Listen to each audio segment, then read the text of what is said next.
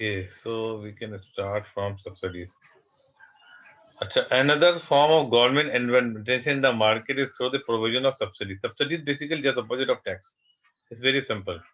When government takes something from the business or the from the individual business or from the firm or from any individual as well, not only firm, so that is called tax. But when they give something, subsidies is something which government give to business to support them. Okay, that these are the direct payment by the government to producer of goods and services. अच्छा, आपके ख्याल में goods and services का किसको आप देंगे? जो merit good use कर रहे हैं या डीमेरिट गुड यूज कर रहे हैं, बना रहे हैं, प्रोड्यूस कर रहे हैं?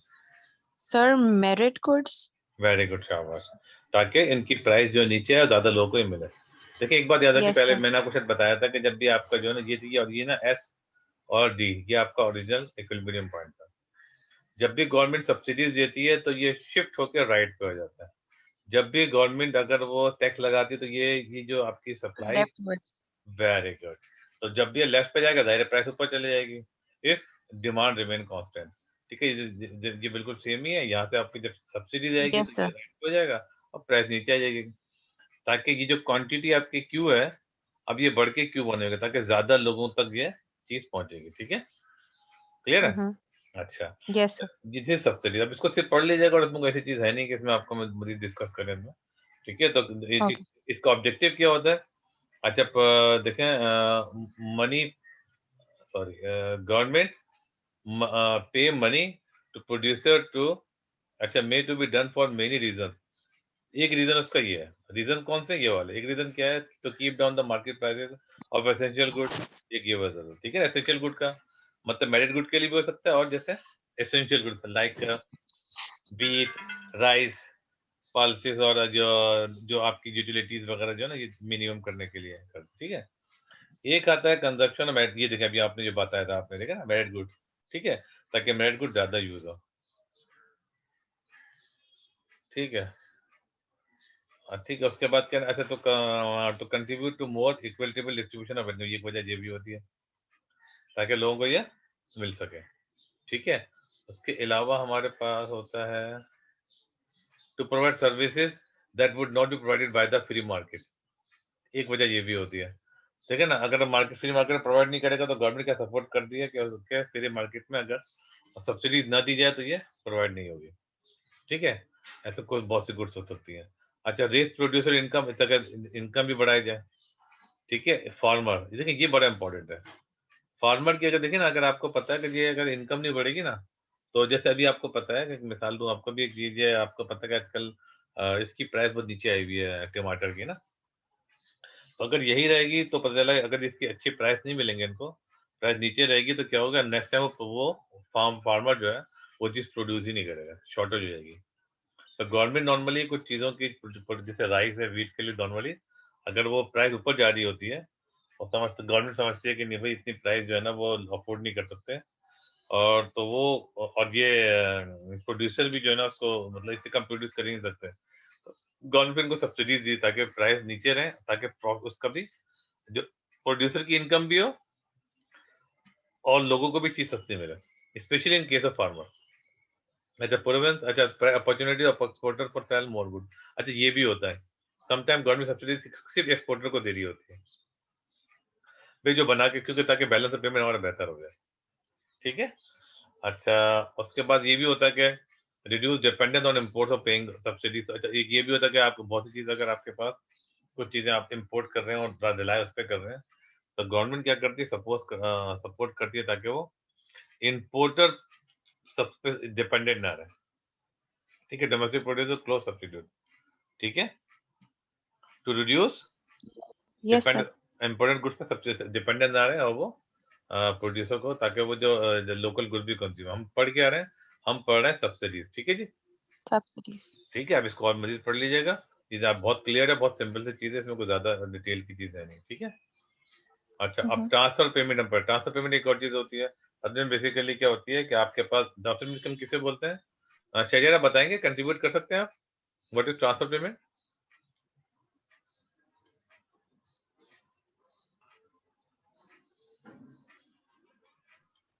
सर एक सेकंड, नहीं अभी नहीं कर सकता, अच्छा चलो मैं बताता हूँ। आप देखिए, बता दो पहले। ठीक है। ये जो ट्रांसफर पेमेंट होती है बेसिकली क्या होती है कि आपके पास एक ट्रांसफर का मतलब होता है एक जगह दूसरी जगह पहुंचाना। तो बेसिकली ट्रांसफर पेमेंट का मतलब होता है जो लोग जॉब कर रहे हैं, बिजनेस कर रहे हैं, वो अर्न कर रहे हैं, तो उनसे पैसे लेके उनसे, यानी कि in the form of tax, it is paid to the people who are not able to work and they are not do their work. They don't have job, and if they are looking for job, they don't find a job, or if they are not in a position to do a job, like old age pension है, ये लोग जो है ना बेचारे इस position में कि ये जॉब कर ही नहीं सकते, मतलब फिजिकल कंडीशन की अच्छी नहीं है। अनएम्प्लॉयमेंट बेनिफिट का मतलब होता है ये वो लोग हैं जो कि they are able and ready to work but they don't get the job. याद रखिए अनएम्प्लॉयमेंट का जहाँ पे कॉन्सेप्ट खाली उसका है जो who are able to work and available for work as well, कि जैसे जॉब मिलेगी जॉब कर लेंगे। अगर बैठे बैठे कोई सिर्फ ले रहा है तो उसको फिर और जनरली इसकी वजह से क्या होता है, गवर्नमेंट अगर बेनिफिट बहुत ज्यादा दे दे तो उससे क्या होगा, लोग सारे काम करने ही छोड़ दें, बोले काम करने के बाद भी हमें उतने मिल रहे, बैठे बैठे वैसे मिले, जरूरत क्या है। तो बहुत मिनिमम इनको दिए जाती है। और एक और बात भी होती है कि इनकी जो है ना सोसाइटी के अंदर इनको बहुत अच्छा समझा नहीं जाता। ठीक है, तो और उसके अलावा ये होता है जो टैक्स दे रहे होते हैं उनके बेनिफिट भी बहुत ज्यादा होते हैं। तो एक सिस्टम ऐसा बनाया हुआ है कि लोग जो है ना अनएम्प्लॉयमेंट में जब तक उनको जॉब नहीं मिलती तब तक करते हैं। बहुत ही कम परसेंटेज होती है जो अनएम्प्लॉयमेंट बेनिफिट को ले रही होती है, और वो they are also looking for a job. As soon as they get the job, the unemployment benefit is suspended. अच्छा, हाउसिंग अलाउंस भी होता है। हाउसिंग अलाउंस का मतलब कुछ लोग जो कि हाउस नहीं ले सकते, ये जो अनएम्प्लॉयड उनको जो अगर सारे पैसे वगैरह जो है इनको भी दिए जाते हैं। ओल्ड एज वालों को हाउस अलाउंस दिया जाता है, ये जो घर पे जिनके घर नहीं है उनको दिए जाते हैं। ठीक है ना। फूड कूपन, ये फूड कूपन का मतलब होता है कुछ जो है ना गवर्नमेंट जो है ना डिपार्टमेंट गवर्नमेंट के हैं, वहां पे आप जाते हैं तो आपके जो है ना सॉर्ट ऑफ रसीद या वो दे देते हैं आपको। ठीक है। अब किसी भी जगह शॉप पे आप जाते हैं और वो जाके वो सबमिट करते हैं तो वो आपको जो फूड का वो खाना वगैरह जो भी आपको किसी अगर दूध है या कुछ जो पैकेट में मिल जाता है, तो वो जो शॉप जिससे वो देता है वो कूपन आपसे ले लेता है, और जितने कूपन आपसे दे देता है फिर वो कूपन जो है वो जाता है गवर्नमेंट डिपार्टमेंट जमा करा, उसको उतने पैसे मिल जाते हैं। ठीक है। These are the transfer payment basically, because transfer payment something they are receiving but they are not doing anything. याद रखिएगा इसको, ट्रांसपेरेंट वही है और जो काम कर रहे हैं उनसे टैक्स शॉप पे हम लेते हैं, इनको पेमेंट कर देते हैं। अच्छा, एक और चाइल्ड बेनिफिट, चाइल्ड का बच्चे अगर हैं उनको अगर बेनिफिट अगर दिया जा रहा है, फॉर एग्जांपल अगर वो अफोर्ड नहीं कर सकते तो फिर वो उनको बेनिफिट दिए जाते हैं। ठीक है। अच्छा, transfer payment hand out payment made by the government to certain member of the community. ठीक है जी, ये हो गया। एक ये आ गया। उसके अलावा एक होता है direct provision of good. Product provision good का मतलब हुआ कि गवर्नमेंट डायरेक्ट प्रोवाइड करती है सर्विस, जैसे पाकिस्तान रेलवे है, खुद प्रोवाइड कर रही है, कम से कम पैसों में प्रोवाइड कर रही है। पाकिस्तान पोस्ट है, इवन पीआईए भी कुछ इलाकों के अंदर जो है ना ऐसी सर्विस प्रोवाइड कर रही है जहाँ पे दूसरे जो है ना वो एयरलाइन नहीं जाती, और उसके चार्जेस बहुत ज़्यादा होते हैं। तो कम चार्जेस है क्योंकि गवर्नमेंट का कोई भी इदारा होता है इसका मेन ऑब्जेक्टिव सर्विस प्रोवाइड करना होता है, नॉट टू अर्न प्रॉफिट। ठीक है। जाहिर है प्रॉफिट भी कमा रहे होते हैं वो, लेकिन ऑब्जेक्टिव ये नहीं होता। इसलिए मिनिमम प्राइस रखते हैं ऐसी सर्विस जहाँ पे वो समझते हैं कि वो प्रॉफिट ना भी हो रहा तो भी वो वहाँ पे वो सर्विस प्रोवाइड करते हैं। ठीक है, मेरी बात समझ में आ रही होगी आप लोगों को, अगर नहीं आया तो मुझसे पूछ लीजिएगा। ठीक है। तो ये इनका उसके अलावा अब आप पढ़ेंगे इसके अंदर जाके ना सारी के भाई आपके पास नेशनलाइजेशन, प्राइवेटाइजेशन। नेशनलाइजेशन का मतलब होता है कि अगर जो गवर्नमेंट जो है जो प्राइवेट सेक्टर में अगर काम नहीं कर रहा, बिजनेस सही काम नहीं कर रहे हैं, तो गवर्नमेंट अपने कंट्रोल में ले लेती है। ठीक है, दैट इज कॉल्ड नेशनलाइजेशन। अब प्राइवेटाइजेशन क्या होता है कि अगर गवर्नमेंट के इदारे में, गवर्नमेंट के डिपार्टमेंट में, गवर्नमेंट के जो बिजनेस हैं अगर एफिशिएंटली और इफेक्टिवली काम नहीं कर रहे हैं, तो गवर्नमेंट क्या कहती है, कभी अगर तो आप नहीं कर रहे तो आप क्या कहती है, गवर्नमेंट इनको प्राइवेट इंडिविजुअल को सेल कर देती है। ठीक है। अच्छा, प्राइवेट इंडिविजुअल को सेल करने से उनको क्या बेनिफिट होते हैं और क्या नुकसान होता है, सब यहाँ पे इसके अंदर मेंशन हुआ है कि भाई ये देखें, the case for nationalisation. Case मतलब जो ये सारे के सारे पॉइंट हैं जिसमें अगर वो गवर्नमेंट अगर अपने प्राइवेट इदारों से लेकर अगर अपने कंट्रोल में ले लेते तो ये क्या क्या बेनिफिट होते हैं। एक हम एक दो में पढ़ लेते हैं, बाकी आप इसको पढ़ लीजिएगा। It make sense of certain strategic services activities to be handed of the government sector. The particularly जैसे रेलवे गवर्नमेंट अपने कंट्रोल में ले ले, बस सर्विस अपने कंट्रोल में ले ले, एयरपोर्ट अपने कंट्रोल में हो जाए। एयरपोर्ट का मतलब हो कि जो एविएशन वाले वगैरह जो होता है जो कंट्रोल में ले ले। इलेक्ट्रिकल वाटर सप्लाई वगैरह जो है, ठीक है, ये सारी का सारी वो है जो स्टडी पॉइंट ऑफ व्यू से बड़ी अहम होती है। ये इसलिए अहम होती है क्योंकि गवर्नमेंट कहती है कि ये हर शख्स के पास ये सर्विस होनी चाहिए, ठीक है। क्योंकि प्राइवेटली अगर सिर्फ होगा, अगर प्राइवेटली अच्छे सही रेट पे प्रोवाइड नहीं कर रहे हैं, तो फिर गवर्नमेंट क्या करती है, अपने कंट्रोल में ले लेती है, फिर सबको प्रोवाइड कर रही है कम रेट पे और सबको सर्विस प्रोवाइड करती है। ये क्योंकि रेलवे है, बस सर्विस है, ये एयरपोर्ट, यानी कि ये तकरीबन जो है ना, हर वो ये बिल्कुल बेसिक चीजें जो कि हर शहरी को ये एक्सेस होनी चाहिए और कम से कम रेट पे, whether they can afford or not. अच्छा, there is also एक और long-term standing socialist view that such services for the benefit of public should therefore be publicity। ये भी है, एक ये भी थॉट है कि भाई ये जितने ये जो गवर्नमेंट की चीजें, ये जो कुछ चीजें हैं बहुत लंबी लंबी, मतलब जैसे ये रेलवे बस सर्विस वगैरह बेसिक चीजें, ये गवर्नमेंट के अंडर में ही होनी चाहिए, ठीक है। सोशलिस्ट का मतलब होता है, देखिए यहाँ पे लिखा हुआ है सोशलिस्ट। सोशलिस्ट एक स्कूल ऑफ थॉट है जो कहते हैं कि सोसाइटी के लिए बेनिफिट के लिए काम कर रहे हैं। हुकूमत क्या काम किया है कि सोसाइटी को बेहतर से बेहतर करे, बेहतर बेहतर सोसाइटी के लोगों को चीजें प्रोवाइड कर, हर चीज प्रोवाइड कर, वेदर दे कैन अफोर्ड और नॉट, ठीक है। अगर वो अफोर्ड नहीं करते फ्री में दें उनको, लेकिन प्रोवाइड करें, और जो अफोर्ड करते हैं उनसे चार्ज करें लेकिन दें हमसे, ठीक है। तो इसके ये बाकी आप पढ़ लीजिएगा इसके अंदर, मेरे ख्याल कोई इतनी कोई मुश्किल चीज नहीं है, ठीक है। नेशनलाइजेशन से पहले दोनों क्लियर हो गई। एक दफा और बताया तो आपको, नेशनलाइजेशन, ठीक है, both decision are taken by the government. अगर गवर्नमेंट जो है ना, प्राइवेट अगर फर्म जो है बिजनेस से अगर प्रॉपर काम नहीं कर रही, एक्सप्लॉइट कर रही है कस्टमर को और सोसाइटी मेंबर्स को, तो फिर क्या करती है गवर्नमेंट, अपने कंट्रोल में ले लेती है, खुद प्रोवाइड करती है, ठीक है। और प्राइवेटाइजेशन का मतलब होता है अगर गवर्नमेंट का कोई डिपार्टमेंट, गवर्नमेंट का कोई बिजनेस अगर कोई ऐसा है जिसमें जैसे पाकिस्तान रेलवे है, या आपके पास समझ लें पीआईए है, के इलेक्ट्रिक है, ये सारी वो चीजें जो कि समझ लें कि उसमें है। तो प्राइवेट ये आपके ये के इलेक्ट्रिक प्राइवेट चल रही है ना, तो अब क्या गवर्नमेंट अगर समझती है कि नहीं यार हर वक्त लोड शेडिंग हो रही है, प्रॉब्लम हो रही है, फिर से प्रोवाइड नहीं कर रहे हैं, तो गवर्नमेंट क्या करेगी, इसको प्राइवेट उसमें इसको, नहीं सॉरी, ये जैसे अगर पीआईए अगर प्रॉपर नहीं चल रहा है, सॉरी मैं उल्टा बोल गया, प्राइवेटाइजेशन का मतलब है कि आप जो है ना, गवर्नमेंट अगर डिपार्टमेंट अगर सही से काम नहीं कर रही, तो वो आम लोग यानी प्राइवेट इंडिविजुअल को बेच देगी। जैसे ये आपका पता होगा कि पाकिस्तान टेलीकम्युनिकेशन जो है पहले गवर्नमेंट के कंट्रोल में थी और गवर्नमेंट चलाते थे। फिर क्या किया गवर्नमेंट ने, इसको प्राइवेट लोगों को सेल कर दिया। कि इलेक्ट्रिक का भी यही था कि इलेक्ट्रिक पहले उसमें जो है ना गवर्नमेंट कंट्रोल में थी, फिर क्या किया इन्होंने, वो प्राइवेट लोगों को सेल कर दिया, ठीक है। इसके बेनिफिट है तो और नुकसान भी है, ठीक है जी, क्लियर है, कंफ्यूजन तो नहीं हो रही। नेशनलाइजेशन जब होती है, जब आपके पास प्राइवेट सेक्टर में कोई अगर फर्म हो बिजनेस से काम नहीं करती, गवर्नमेंट अपने कंट्रोल में रहता है, और अगर गवर्नमेंट कंट्रोल में है और अगर सेल कर दे प्राइवेट इंडिविजुअल को, दैट इज कॉल्ड प्राइवेटाइजेशन, ठीक है। इसको पढ़ लीजिएगा, इसके सबके इसके अगेंस्ट और cause for privatisation, case for privatisation, इसके बेनिफिट दिए हुए क्यों दिए जा रहे हैं, ठीक है ना। उसके बाद है ना सर ये प्राइवेटाइजेशन के सारे बारे में बताया, ठीक है, सारी दी हुई है इसके अंदर, सिर्फ रीड करना है आपको और कोई इशू नहीं है इसके अंदर, ठीक है भाई, सही है, आगे चले ना, Yes, sir. चलें ग्रेट। अच्छा, उसके बाद हम यहाँ पर अगर आ गए तो ये हमारे पास ये अफ्रीका के अंदर आगे देखिए वाटर, देखिए देखिए अब जब देखें ये तस्वीर तो आपको काफी समझ में आ रही है कि देखें बेचारे ये लोग हैं कितने, इनकी बहुत दूर दूर तक पानी नहीं है गालबन। ये हैंडपंप लगा हुआ है, सभी ने जबरदस्ती से टूट फाट गया है, इस पे कपड़ा लगा लाए काम चला रहे हैं, तो ये लेकिन बट दे नीड वाटर, ठीक है।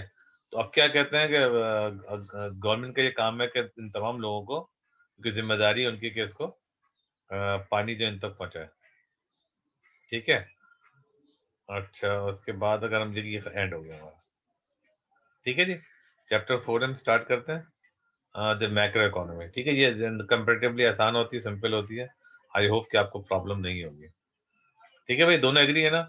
मेरा ख्याल है चैप्टर हमने 3 तक तो पढ़ लिया था शहरियार, अब हम चैप्टर नंबर 4 कर रहे हैं। ठीक है? जी Okay, पढ़ sir. लिया। चलो ठीक है। अच्छा, macro economy basically micro macro का डिफरेंस आप लोग को पता होगा। फाइक आपको पता है व्हाट इज माइक्रो और मैक्रो इकोनॉमी? तो डिफरेंस पता है? मैं बताऊं? Sir, please, can you tell it? अच्छा, देखें, जब आप जो है ना किसी इंडिविजुअल फर्म की हम बात कर रहे होते हैं, किसी कंट्री के अंदर किसी फर्म की या इवन की इंडस्ट्री की हम बात कर रहे होते हैं। अच्छा, इंडस्ट्री और फर्म का डिफरेंस पता है आपको? दोनों में किसी को अगर पता हो तो मुझे बता Yes, दीजिए। sir. हाँ, बताएं please. Sir, industry is basically जहाँ production हो रही होती है and firm is where you promote it. ठीक है, कह सकते हैं, लेकिन बेसिकली ना ये कोई एक वो टर्म यूज होती है। यार इंडस्ट्री में तो प्रोडक्शन होती है ना, और फर्म में ट्रेड्स होती है। देखें, इसको इकोनॉमिक्स से पॉइंट ऑफ व्यू से समझे कि फर्म और इंडस्ट्री में फर्क सिर्फ एक ही चीज है। लेकिन फर्क क्या है कि अगर मैं बात कर रहा हूँ किसी अगर फूड, अब जैसे आप इसको समझ लें, आप इसको इस तरह समझें कि जैसे केएफसी है। केएफसी एक फर्म है, ठीक है? और जितने भी लोग जो हैं वो फास्ट फूड जो में जो फर्म है, सब together they are called fast food industry.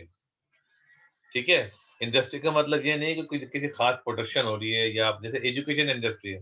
Education industry का नाम सुना आपने? अब इसमें कोई चिमनी तो नहीं होती कि धुआं निकल रहा है कि भाई वो क्लासेस हो रही है तो ऊपर से धुआं निकल रहा है, ऐसा नहीं है।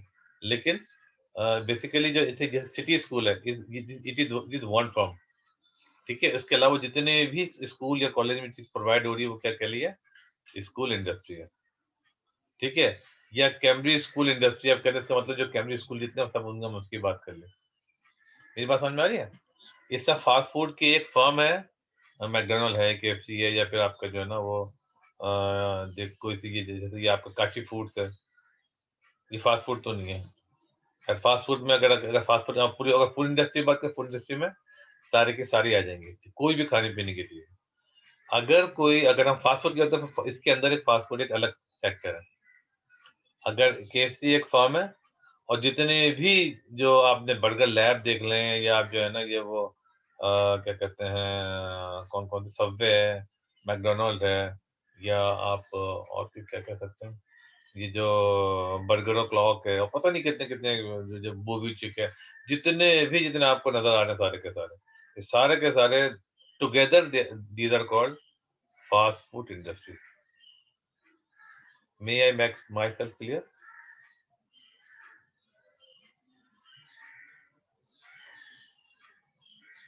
यस। पक्का समझ में आ गया? मतलब सिंगुलर प्लूरल की बात है, यानी एक अगर हम बात करें तो हमने जैसे ऑनलाइन टीचिंग है, तो ऑनलाइन ऑनलाइन टीचिंग इंडस्ट्री जो है वो ये होगा, मिसाल हम जो ये जो इजी तालीम वाले एक फर्म है, ठीक है? ये ऑनलाइन सर्विस प्रोवाइड कर रहे हैं, ठीक है ना, टीचिंग। अगर हम जो है ना इसमें जितने और भी बहुत सारे लोग जो काम कर रहे हैं पूरी कंट्री के अंदर, वो सारे का सारे क्या है, ऑनलाइन टीचिंग इंडस्ट्री। क्लियर हुई बात नहीं हुई?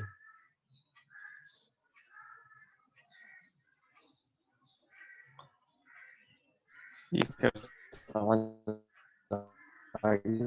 अच्छा, मैं गलत फायदा आपकी आवाज क्लियर नहीं, आपसे समझ में आ गई? पक्का? Yes, sir. और ग्रेट, चलो। अच्छा, अब हम बात करें मैक्रो की। तो वो तो हमने जब इंडस्ट्री या किसी फर्म की हम बात कर रहे होते हैं किसी एक, उसकी तो वो कहलाती है माइक्रो। और जब हम जो है किसी खास प्रोडक्ट की हम बात कर रहे हैं, जिसकी बात कर रहे हैं, सारी माइक्रो। लेकिन मैक्रो हम बात कर रहे हैं इकोनॉमी एज अ होल, इनमें तमाम इंडस्ट्रीज को ना, तमाम फर्म, तमाम इंडस्ट्री हम बात कर रहे होते हैं यहाँ पे। हम उसकी हम बात करते हैं, जैसे मिसाल के तौर पर हम यहाँ पूरी अब ये बात करेंगे।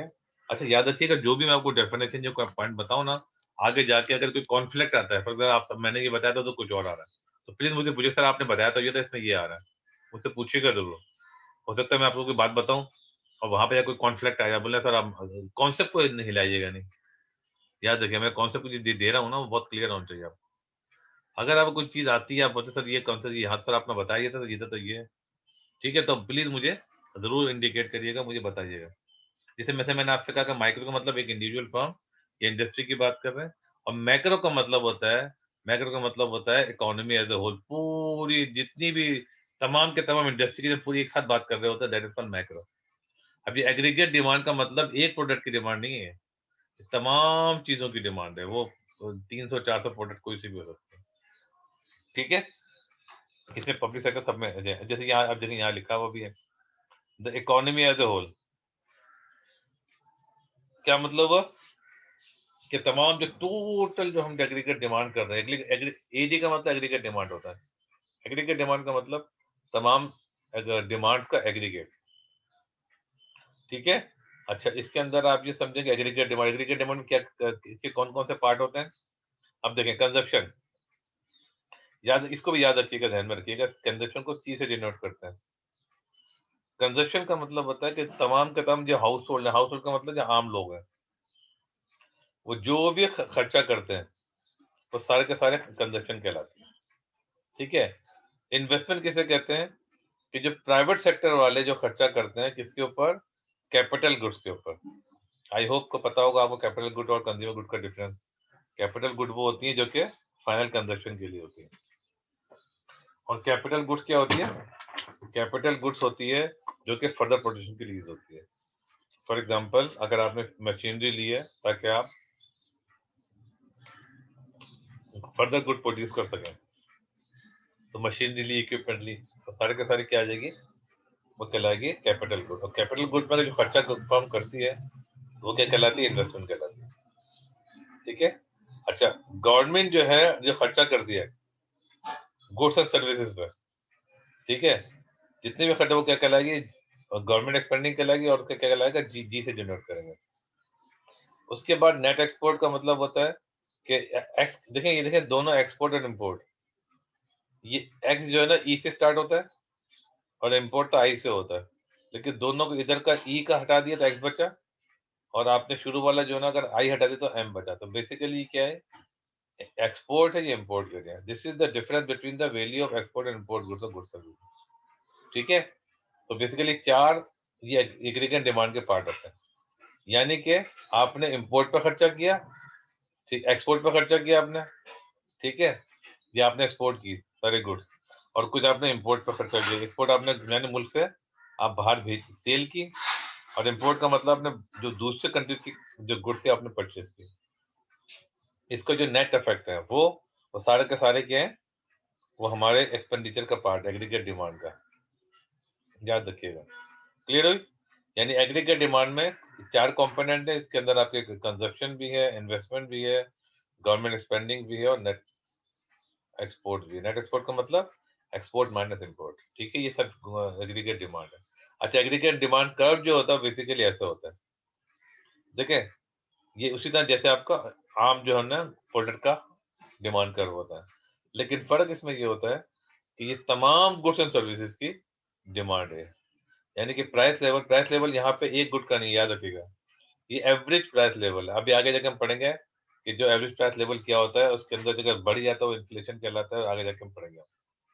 लेकिन प्राइस लेवल बेसिकली क्या है, इसका मतलब इस तरह समझने आप कि अगर आपने इस महीने आपने 1 लाख रुपए की ग्रोसरी खरीदी थी, ठीक है, और अगले साल अगर आपने जो है वो 90,000 खरीद, इसका मतलब प्राइस लेवल नीचे आ रहा है। जब नीचे आएगा तो डिमांड बढ़ जाएगी, aggregate demand.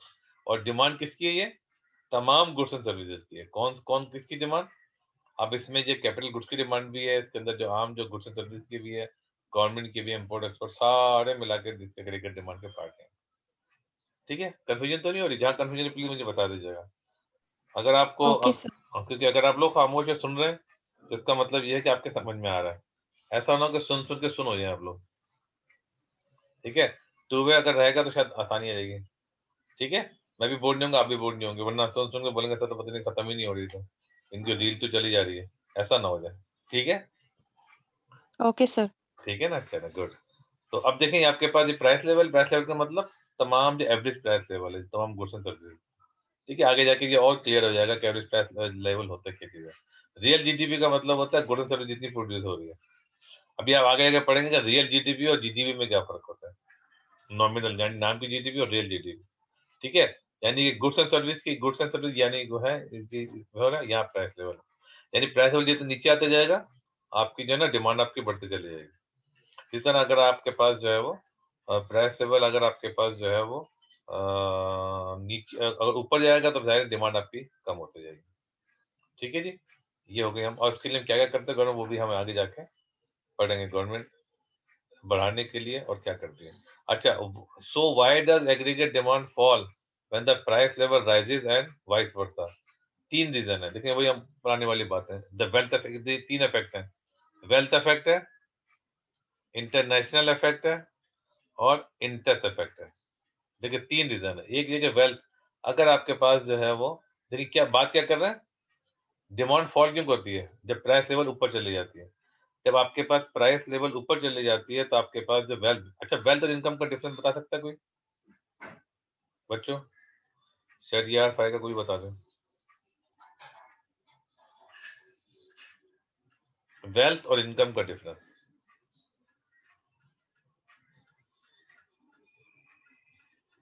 Sir, income will be the amount you get or you received, and wealth is the overall,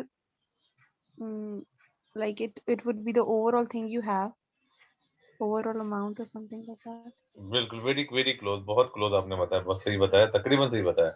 मतलब आप सोचिए what you receive regular basis, यानी मंथली और yearly, whatever, because in Pakistan we receive salary on monthly basis, in USA और Yes. We receive the salary on yearly basis. ठीक है ना, yearly salary होती है, रिसीव तो उनकी वीकली भी करते हो, लेकिन सैलरी डिसाइड होती है ईयरली। तो जो भी आप monthly, weekly, weekly, hourly, whatever you receive, that is your income, जो रेगुलर इंटरवल पे आ रहे हैं। Wealth what you already have, ठीक है ना। देखिए, तो आपके अगर प्राइस बढ़ती जाएगी, इसका मतलब है आपको उसको यूज करना पड़ेगा। A rise in the price level will reduce the amount of goods and services that people wealth can buy. The purchasing power saving held in the form of bank account and other official will fall. क्या मतलब हुआ? आपने जो, अगर आपके पास जो wealth रखी हुई है, आपने पैसा बैंक में रखा हुआ है, आपकी इनकम अगर, तो अगर आपकी इनकम तो वही है, लेकिन आपके पैसे बढ़ जाएंगे तो आपको उसके अलावा भी खर्च करना पड़ेगा। यानी कि जो आपने बैंक में रखा हुआ है, या आपने जो वो पैसा बैंक में रखा हुआ है, या आपके पास जो एसेट रखे हुए हैं, फाइनेंशियल एसेट, उससे क्या होगा, वो नीचे आने शुरू हो जाएंगे, प्राइस बढ़नी शुरू हो जाएगी। तो ठीक है, समझ में आ रही बात? एक होता है इंटरनेशनल इफेक्ट। इंटरनेशनल का मतलब होता है rise in the price level will reduce demand for net export, as exports will become less price competitive while import will become more price competitive. क्या मतलब हुआ? मतलब जो कि जब आपकी प्राइस बढ़ जाएगी ना, इस बात को बहुत समझिए, वो अच्छी तरह आगे भी काम आएगा ये। इंटरनेशनल इफेक्ट क्या होता है, जब आपके पास जो है वो आपकी प्राइस बढ़ रही है, तो मतलब अपनी कंट्री में बढ़ रही है ना आपकी प्राइस। ये हम जो प्राइस लेवल की हम बात कर रहे हैं, हम अपनी कंट्री की बात कर रहे हैं। जब हमारे मुल्क में अगर प्राइस बढ़ जाएगी, प्राइस लेवल ऊपर चले जाएगा, तो उससे क्या होगा कि हमें जो वो जो इम्पोर्टेड गुड्स हैं, वो हमें सस्ती लगेंगे और अपनी गुड्स हमें महंगी लगेगी। ठीक है, ये इंटरनेशनल इफेक्ट होगा। फिर आपकी जो जो प्रोडक्ट की जो प्राइस है, वो आपको एक्सपोर्ट महंगी हो जाएगी, लगेगी, और आपको जो इम्पोर्टेड गुड्स है वो सस्ती लगेगी। एक इफेक्ट किया आ जाएगा। एक और चीज, interest effect. Interest rate effect का मतलब क्या होता है, rise in the price level will increase demand for money. देखें, देखिए हम जिस याद रखिएगा, हम जिस कंट्री की हम स्टडी कर रहे हैं ना, दैट इज यूके। यूके के अंदर ज्यादातर जो होती है ना, वो बहुत ही, उनके पास जो इनकम वगैरह होती है, और ज्यादातर जो लोन पे बहुत रिलाई करते हैं वो, जब जिसकी जरूरत पड़ी वो लोन पे ले लिया उन्होंने। ठीक है, तो जैसी price rise in the price level will increase demand for money. ठीक है, क्यों? क्योंकि उनका जो पैसा खर्च कर रहे हैं, वो उनकी सेट पैटर्न उस पर खर्च कर रहे होते हैं उन्होंने। तो क्या होता है, जब प्राइस बढ़ जाती है तो उनके पास क्या होता है, वो और ज्यादा लोन लेते हैं, हायर प्राइसेस। ठीक है, या उनके पास जो जो भी पैसा, जो कोई ज्यादातर चीज ले रहे होते हैं, याद रखिएगा, जो जो एडवांस कंट्रीज हैं, जहाँ हम स्पेशली यूके की हम बात कर रहे हैं, वो हर चीज उनके पास होती है। क्या वो गरीब हो अमीर, आप देखो वो क्या क्या होता है, बेसिकली क्या होता है कि अब हर चीज वो क्रेडिट पे, उधार पे ले लेते हैं। चाहे वो कार हो, चाहे मोबाइल हो, चाहे वो उनके घर का सामान हो, whatever, they buy on credit. और उसके बाद क्या होता है, उधार पे ना, फिर इंस्टॉलमेंट जो इनकम आती है उससे पेमेंट करते रहता हूँ। ठीक है, लेकिन जब आपके पास जब क्रेडिट जब आपका बढ़ जाएगा, इंटरेस्ट रेट बढ़ जाएगा, तो आपको ज्यादा पे करना पड़ेगा। This is in turn will increase the interest. इसके जब ज्यादा लोग लेंगे, उसके इंटरेस्ट रेट बढ़ जाता है। ये समझ में आ रही है बात, पॉइंट समझ में आ रहा है? इंटरेस्ट रेट क्यों बढ़ेगा? क्योंकि इंटरेस्ट बढ़ना इसलिए बढ़ेगा, लेकिन जब लोग ज्यादा डिमांड करेंगे तो लोग, वो बैंक वाले रेट बढ़ा देंगे, ज्यादा लोग लेने वाले। जब इंटरेस्ट ले जो जो क्रेडिट लेने वाले कम लोग होंगे, तो इंटरेस्ट रेट नीचे आ जाएगा, जैसे आम प्रोडक्ट की तरह इंटरेस्ट रेट भी अप एंड डाउन होता है। अच्छा, higher interest usually result in the reduction consumption and investment. याद रखिएगा, ठीक है। जब आप हाई, बेसिकली इंटरेस्ट रेट क्या है? Interest rate basically cost of capital, जो पैसा आप लेते हो तो कितने पैसा आपको देना पड़ेगा। 100 रुपए ले रहे थे और 10 रुपए पे इंटरेस्ट दे रहे थे तो 10% है। अब रेट बढ़ गया, बताकर 10 के बजाय आपको इसी 100 रुपए देने में 12 रुपए देने पड़ेगा, मतलब 2 रुपए और एक्स्ट्रा देने पड़ेंगे। तो उससे क्या होगा, लोग अपनी कम क्योंकि वो महंगा हो जाएगा, यानी उधार आपके लिए महंगा हो जाएगा, क्रेडिट उधार महंगा हो जाएगा, तो लोग क्या करते हैं, कंजप्शन कम कर देते हैं। क्लियर है? अच्छा, हाई इंटरेस्ट रेट उमूमन क्या होता है कि कंजप्शन में से दोनों कम हो जाती है। कंजप्शन क्या होती है, मैंने आपको बताया था, कंजप्शन वो होती है जो हाउस होल्ड जो है स्पेंडिंग करके गुजर कर देते हैं। इन्वेस्टमेंट क्या होती है, जो फर्म जो है कैपिटल गुड्स पे करती है, यानी कि अगर कोई इक्विपमेंट मशीनरी जो फर्म अगर वाले अगर ले रहे हैं, उनको अगर ज्यादा पैसे देना पड़ रहा है, इंटरेस्ट रेट ज्यादा देना पड़ रहा है, तो क्या होगा कि वो मतलब कॉस्ट ऑफ कैपिटल बढ़ जाएगा उनका, तो वो इन्वेस्टमेंट कम से कम करेंगे, ज्यादा नहीं करेंगे। क्लियर होगी बात? Yes, sir. चलेंगे। अच्छा, अब एक और वही जब पुराने वाली चीजें शिफ्ट आ गई, और शिफ्ट कैसे होगी, एग्रीगेट डिमांड आपकी बढ़ गई। देखिए आज जो लोग आज देखिए एग्रीगेट डिमांड का टोटल डिमांड अपनी इकोनॉमी में बढ़ गई। डिमांड बढ़ने के लिए या तो जाहिर है दूसरे मुल्क से हमारे मुल्क में लोग आ गए, ठीक है, इसके रीजन यहाँ पे दिए हैं। एग्रीगेट डिमांड किस लिए बढ़ रही है? अच्छा, आपकी जो है ना change in the non price level influence of the consumption. देखिए अब याद रखिएगा, पहले भी आपको बताया था मैंने कि जब ये शिफ्ट होगा, ये प्राइस के वजह से शिफ्ट नहीं हो रहा, ये प्राइस के अलावा कोई रीजन है, ठीक है। जैसे मैंने आपको बताया कि इमिग्रेंट बहुत ज्यादा आ गए, ये वजह हो सकती है, या जो है ना वो आपकी जो है ना वो इनकम लोगों की बढ़ गई हो, ठीक है ना। जैसे कंजप्शन है, कंज्यूमर कॉन्फिडेंस, ये कॉन्फिडेंस कंज्यूमर कॉन्फिडेंस भी हो सकता है। कौन का मतलब क्या होता है कि वो कह रहे हैं कि cut in tax. Consumer confidence मतलब होता है आपको पता है कि नहीं यार, अब जो है ना प्राइस जो है ना वो सस्टेन रहेंगी और उसमें मसला नहीं होगा, ठीक है। और लोगों का कॉन्फिडेंस आया कंज्यूमर का कि नहीं यार देखो, हम जो अगर ले लेंगे तो क्या होगा कि आपके पास जो है ना उसमें मसला नहीं होगा, कि मतलब इकोनॉमी चलती रहेगी इस तरह। दूसरी क्या होती है, cut in income tax. Income tax जब कम होगा क्या मतलब हुआ, अगर आपके पास 1 लाख रुपए इनकम थी और 10,000 रुपए टैक्स दे रहे थे, तो 90,000 रुपए आपको डिस्पोजेबल इनकम थी, वो आप यूज कर रहे हैं। अब क्या हुआ कि आपके पास 10,000 के बजाय आपके 7,000 रुपए इनकम टैक्स कट रहा है, इसका मतलब है 90,000, अब 93,000 आपके पास है। जब तो आप कंडीशन की बढ़ा देंगे, बढ़ जाएगी। अच्छा, इंक्रीज इन वेल्थ, अगर आपकी इंक्रीज वेल्थ बढ़ गई है आपका, तो आप बोले ठीक है भाई, जो पैसा खर्च करो आराम से, ठीक है। अच्छा, राइस इन मनी सप्लाई, पैसे ज्यादा आपके पास आ जाएंगे। मनी सप्लाई का मतलब वो इंटरेस्ट रेट नॉर्मली कम होता है तो फिर बढ़ जाती है। अगर लोग के जितना ज्यादा पैसा आएगा वो ज्यादा डिमांड करेंगे चीजों की, उससे क्या होगा कि जो गिराव जो है शिफ्ट यहाँ से यहाँ शिफ्ट हो जाएगा, यानी उसी रेट पे ज्यादा डिमांड कर दूंगा। अच्छा, इनकी ये तो बताया इनकी पॉपुलेशन हो, पॉपुलेशन दो तरीके से increase होती है, या तो कोई दूसरे मुल्क से हमारे पास आएगी, हमारी अपनी पॉपुलेशन बढ़ गई है, ज्यादा लोगों के तो ज्यादा डिमांड कर रहा हूँ। क्लियर है? ठीक है भाई, Yes, sir. Getting the point. चलो ग्रेट। अब अच्छा, इन्वेस्टमेंट तो पता ही है आपको, ये सारे के सारे तीनों पॉइंट की बात अलग अलग बात करी एग्रीगेट जो है ना, कंजप्शन ये बढ़ेगी, इन्वेस्टमेंट कैसे बढ़ेगी, rice in business confidence. Business confidence का मतलब उनको पता है कि यार हमारे पास अगर गवर्नमेंट जो है चलती रहेगी, इसे हम प्रोड्यूस बढ़ाते रहेंगे, अब प्रोडक्शन बढ़ाते रहेंगे, क्योंकि उनको पता है कि यार ये अंदर कोई प्रॉब्लम होने वाली नहीं है। यानी कि अगर इकोनॉमिक स्टेबिलिटी होती है या पॉलिटिकल स्टेबिलिटी भी, कि आपको इन्वेस्टमेंट को ज्यादा करने में इनकरेज करती है, जो इंडस्ट्रियलिस्ट को, जो बिजनेस करने वाले हैं। अच्छा, कॉर्पोरेशन टैक्स का मतलब, जो कॉर्पोरेशन टैक्स है बिजनेस के ऊपर टैक्स अगर है, तो वो जो कॉर्पोरेशन टैक्स याद रखिएगा सिर्फ पब्लिक और प्राइवेट लिमिटेड पे होती है, ठीक है। इसलिए और एडवांस टेक्नोलॉजी, ये एक और रीजन भी हो सकता है, टेक्नोलॉजी एडवांस होगी तो लोग ज्यादा इन्वेस्टमेंट करेंगे, इसकी वजह से क्या होगा, जब ज्यादा होगी तो उसके क्या एग्रीगेट डिमांड उनकी बढ़ जाएगी। ठीक है जी, ये आ गया एक और, गवर्नमेंट स्पेंडिंग विद डिजायर इन दी। अच्छा, एक होता है गवर्नमेंट जो बढ़ती है ना, वो कहती है कि इकोनॉमिक एक्टिविटी बढ़ाने के लिए, stimulate economic activity, economic activity बढ़ाने के लिए भी गवर्नमेंट ज्यादा स्पेंडिंग करती है। डिजायर टू पॉलिटिकल सपोर्ट, ये भी जरूरी होती है कि भाई ज्यादा बना, जैसे आपको याद है कि जो गवर्नमेंट स्पेंडिंग करती है, जैसे रोड भी बना रहे हैं, ब्रिज बना रहे हैं, या कोई मोटर वे बना रहे हैं, बेसिकली क्या है कि नेक्स्ट सेक्शन में वो उनको सपोर्ट मिल सके, एक वजह ये भी होती है, ठीक है ना। क्लियर हो गई। नेट एक्सपोर्ट आपने मैंने बताया था आपको, फॉल इन एक्सचेंज रेट। अच्छा, एक इसकी वजह ये हो सकती है, एक्सचेंज रेट हमारा फॉल कर गया, जैसे पाकिस्तान में आपको पता है एक्सचेंज रेट जो है, जब आपका इसका मतलब पहले 150 का था 160 का हो गया, एक्सचेंज हमारा डाउन हो गया, इससे क्या होता है कि आपकी जो एक्सपोर्ट हमारी सस्ती हो जाती है, इंपोर्ट महंगी हो जाती है। क्यों? ये समझ में आ रही बात? एक्सपोर्ट कैसे हम सस्ती में सस्ती कैसे होती है? क्योंकि अब आपको जो कुछ परचेज करने हैं वो 150 से 160 रुपए देने पड़ेंगे, और जो परचेज करने वाला है वो पहले डॉलर देता था, डॉलर के बजाय उसके कितने मिलते थे? 150 मिलते, अभी 160 मिल रहे हैं उसको, उसकी चीज सस्ती हो गई। ठीक है, और हमारी एक्सपोर्ट हमारी सस्ती हो जाएगी और इम्पोर्ट हमारी महंगी हो जाएगी।